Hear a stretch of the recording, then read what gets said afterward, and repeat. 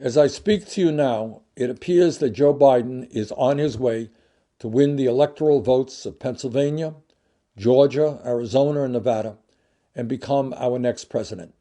He is also winning the popular vote by over 4 million votes, a number which will likely go over 5 million when all the votes are counted.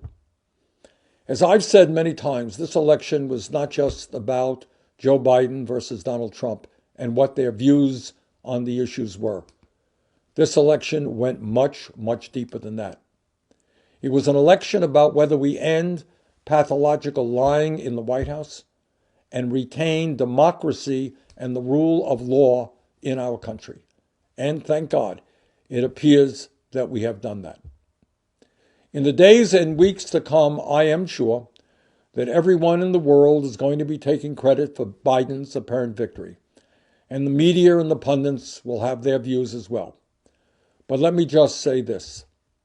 I want to take this opportunity to thank progressive grassroots organizations all across this country for their extraordinary efforts in helping to make this victory possible. You made the phone calls, you texted, you registered voters, you did virtual rallies, you distributed literature, and you knocked on doors when possible.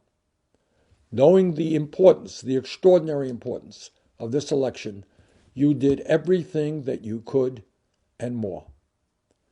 Together, you built widespread support for Biden among young people, people of color, and the working class of our country. In my view, Biden's success would not have been possible without your extraordinary efforts, and I just want to thank you very much for the incredible hard work that you did. And one of the areas, by the way, where the progressive movement had real success was getting more and more young people into the voting booths and into the political process. The latest estimates that I have seen show that over 53% of young people ages 18 to 29 voted, which not only eclipses 2016's turnout rate, but would be the highest youth turnout rate in American history. And by the way, those young people voted overwhelmingly for Joe Biden and other Democrats. But tonight, as we celebrate our apparent election victory, we understand that our struggle is not over. It has just begun. We have accomplished much, but much more needs to be done.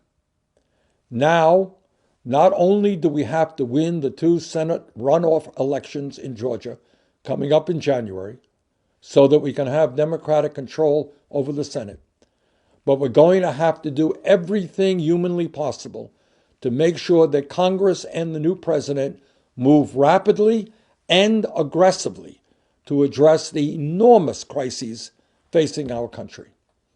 In the next several weeks, I will present to the Senate an agenda that I would like to see passed in the first 100 days of the new Congress. This is an agenda that, among many other proposals, will include a strong COVID-19 relief package that protects the unemployed and small businesses. It is an agenda that will end starvation wages in America, make it easier for workers to join unions, and provide equal pay for equal work. It is a people's agenda that will create millions of good-paying jobs as we rebuild our crumbling infrastructure. It is an agenda that makes health care as a human right as we move toward a Medicare for all single-payer program, and an agenda that substantially lowers the outrageously high cost of prescription drugs in this country. It is an agenda that will make possible for all working-class young people to gain a college education without going into debt.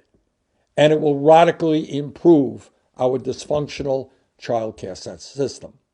It is an agenda that will create millions of good jobs as we lead the world in combating climate change and transforming our energy system away from fossil fuel into energy efficiency and sustainable energy. It is an agenda that will finally demand that the wealthiest people and largest corporations in America start paying their fair share of taxes. It is an agenda that will take on the systemic racism that prevails throughout our country, as well as our broken and racist criminal justice system. It is an agenda that will lead to comprehensive immigration reform and a path toward citizenship for the undocumented. There is an enormous amount of work that must be done. And as we go forward, I look forward to working with all of you. So once again, I want to take this opportunity to congratulate everyone who played a role in making this enormously important victory possible. Thank you for all that you have done. Let's go forward together.